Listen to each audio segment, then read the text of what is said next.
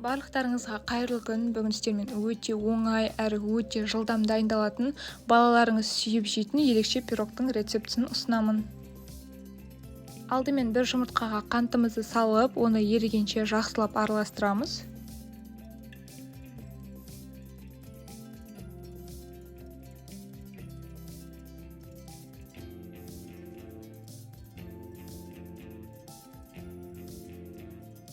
Содан соң үнелегіштен өткізілген ұнымызға қамыр қопсытқышты салып, араластырып, сары майымызды салып, үгітілмелі қамыр жасаймыз.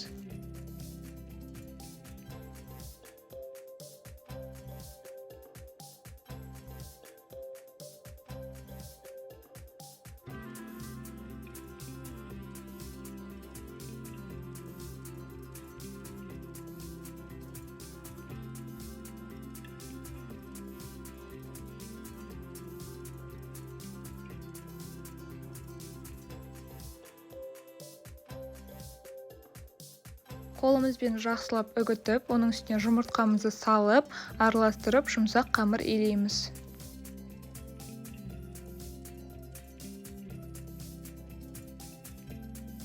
Дайын болған қамырымызды 3-4 минутқа пакетке салып, тоңазытқышта ұстаймыз.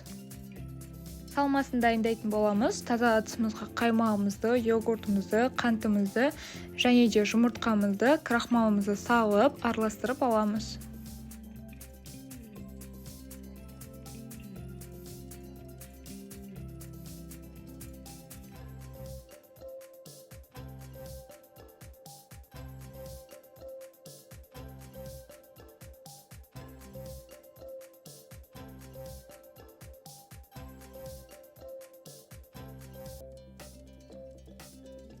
Пеште пісіретін формамызға қамырымызды салып, қолымызбен пирогтың әдемілеп формасын жасаймыз.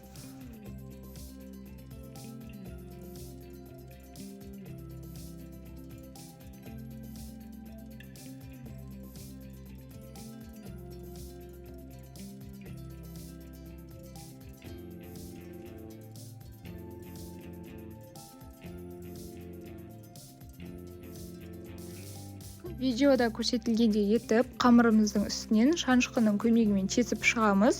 Содан соң банандарымызды біркелкі етіп орналастырып, салмасын құятын боламыз.